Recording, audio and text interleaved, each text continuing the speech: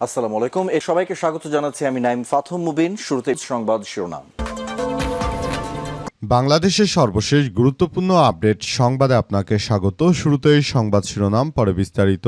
প্রথমেই জানাবো, শিক্ষামন্ত্রীর পদত্যাগ সহ ৮ দফা দাবিতে রাজধানীতে শিক্ষার্থীদের ব্যাপক বিক্ষোভ, মহাসড়ক অবরোধ। চলমান এইচএসসি পরীক্ষার প্রশ্নপত্রের ত্রুটি, পরীক্ষা পদ্ধতির প্রতিবাদে রাজধানীর ঢাকা ময়মনসিংহ মহাসড়কের একটি অংশ অবরোধ করে বিক্ষোভ করছেন এইচএসসি ২০২৬ ব্যাচের শিক্ষার্থীরা। আজ দুপুরে মহাসড়কে অবস্থান নিয়ে বিক্ষোভ শুরু করেন তারা। জানা যায়, আন্দোলনরত শিক্ষার্থীরা চলমান এইচএসসি পরীক্ষা স্থগিত, শিক্ষামন্ত্রীর পদত্যাগ সহ ৮ দফা দাবি জানিয়ে তারা মহাসড়ক অবরোধ করে রেখেছে। এদিকে শেখ হাসিনার রাজনৈতিক ভবিষ্যৎ এই দেশে আর নেই বললেন প্রধানমন্ত্রী তথ্য উপদেষ্টা। বাংলাদেশের ক্ষমতাচ্যুত সাবেক প্রধানমন্ত্রী শেখ হাসিনার রাজনৈতিক ভবিষ্যৎ আর বাংলাদেশে নেই বলে জানিয়েছেন প্রধানমন্ত্রীর তথ্য উপদেষ্টা জাহিদুর রহমান। জানাবো, বিএনপি কি একদলীয় শাসন প্রতিষ্ঠা করতে চায় কিনা সংসদে প্রশ্ন আক্তার হোসেনের।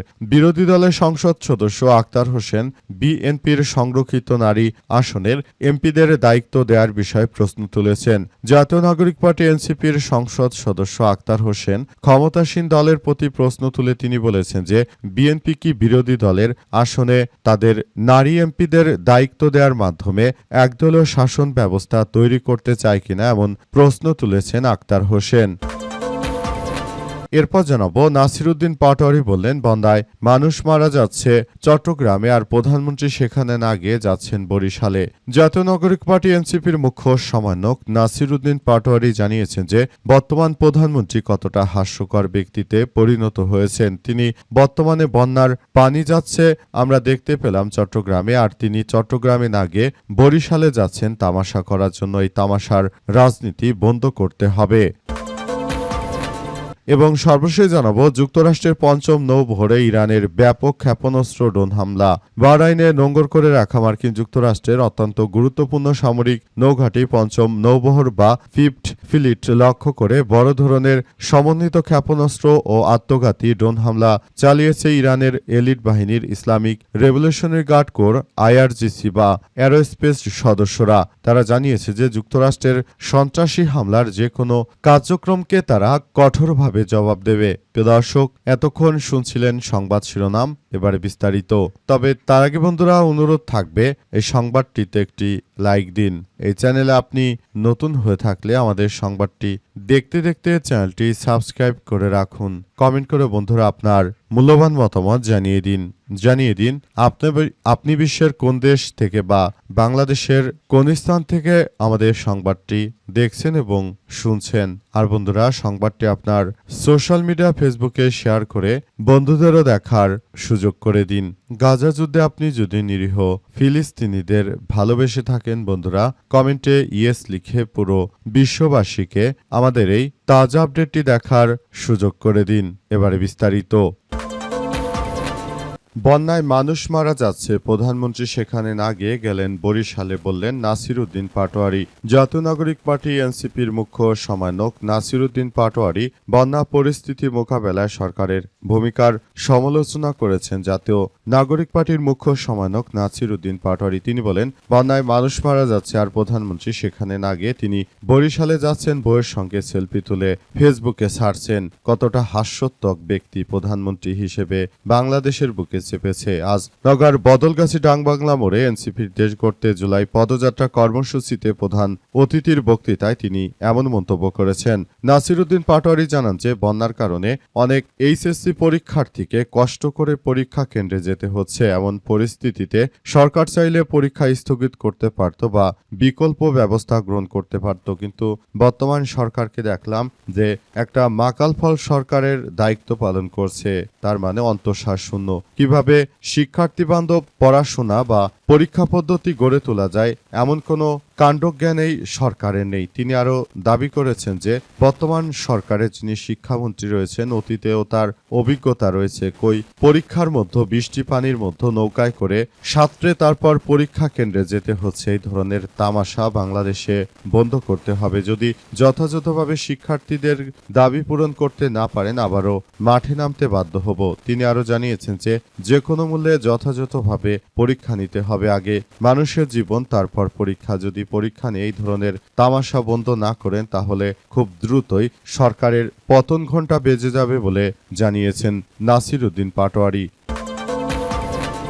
বিএনপিকে একদলীয় শাসন প্রতিষ্ঠা করতে চায় সংসদে প্রশ্ন আক্তার হোসেনের।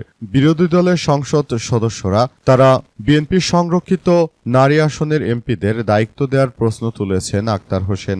আক্তার জানান যে আমি রংপুর 4-এর সংসদ সদস্য, আমাকে বাদ দিয়ে কোত্থেকে মহিলাদেরকে আপনারা জাতীয় সংসদে সংরক্ষিত আসনের দায়িত্ব দিয়ে তাদেরকে আমাদের এলাকায় পাঠাচ্ছেন, অথচ আমি জাতীয় সংসদের একজন সদস্য, অথচ বিষয়গুলো আমাকে বলা হচ্ছে না। আর যদি কোনো কিছু সরকারের বাজেট কিংবা কোনো বিষয় যদি আমার এলাকায় বরাদ্দ দেওয়া হয় সেটি আমার মাধ্যমেই হতে হবে, কিন্তু আমরা দেখতে পাচ্ছি সেটা অন্য কাউকে দিয়ে আপনারা করতে চাইছেন। তার মানে কি শুধুমাত্র যেসব জায়গায় বিরোধী দলের নেতৃত্ববৃন্দরা রয়েছে শুধুমাত্র সেসব জায়গাগুলোতে আপনারা এটা করতে চান? এটা কোন ধরনের ব্যাপার? আপনারা কি বিগত সময়ে শেখ মুজিবের মতো আপনারা শাসন ব্যবস্থা কায়েম করতে চান কিনা, এমন প্রশ্ন তুলেছেন আক্তার হোসেন। তিনি আরো জানান যে রংপুরের 4 নম্বর আসনে যদি কোনো ধরনের উন্নয়ন কার্যক্রম চলে সেটি সম্পূর্ণ আক্তার হোসেনের হাত ধরে যাবে। যদি আপনারা এই বিষয়টিকে মেনে নিতে পারেন সেটি ভালো কথা, আর যদি মনে করেন যে আপনারা বিষয়গুলো মেনে নিতে পারছেন না, খুবই দুঃখজনক আপনাদের জন্য, তখন আপনারা এটিকে বাতিল করে দিতে পারেন বলে জানিয়েছেন আক্তার হোসেন। বিষয়গুলো সবার জন্য খুবই গুরুত্বপূর্ণ একটি বিষয় হিসেবে দাঁড়িয়েছে। আমরা আর এই ধরনের বিষয়গুলো নিয়ে কোনো বাড়াবাড়ি করতে চাই না। এখনই সময়, এখনই পুরো বিষয়গুলো আপনাদের খোলাসা করতে হবে। তারপর আক্তার হোসেনের কথার বিভিন্ন উত্তর দেওয়ার চেষ্টা করেন স্বরাষ্ট্রমন্ত্রী। শিক্ষামন্ত্রীর পদত্যাগ সহ 8 দফা দাবিতে রাজধানীতে শিক্ষার্থীদের মহাসড়ক অবরোধ। চলমান এইচএসসি পরীক্ষার প্রশ্নপত্র ত্রুটি পরীক্ষা পদ্ধতির প্রতিবাদে রাজধানীর ঢাকা ময়মনসিংহ মহাসড়কের একটি অংশ অবরোধ করে বিক্ষোভ করছে এইচএসসি 2026 ব্যাচের শিক্ষার্থীরা। আজ দুপুরে মহাসড়কে অবস্থান নিয়ে বিক্ষোভ শুরু করেন তারা। জানা যায় যে আন্দোলনরত শিক্ষার্থীরা চলমান এইচএসসি পরীক্ষা স্থগিত, শিক্ষামন্ত্রীর পদত্যাগ সহ 8 দফা দাবি উপস্থাপন করে প্রশাসনকে 1 ঘন্টার আলটিমেটাম দেন। দাবি আদায় না হলে দিনব্যাপী ঢাকা ময়মনসিংহ মহাসড়ক অবরোধের হুঁশিয়ারি দিয়েছে তারা।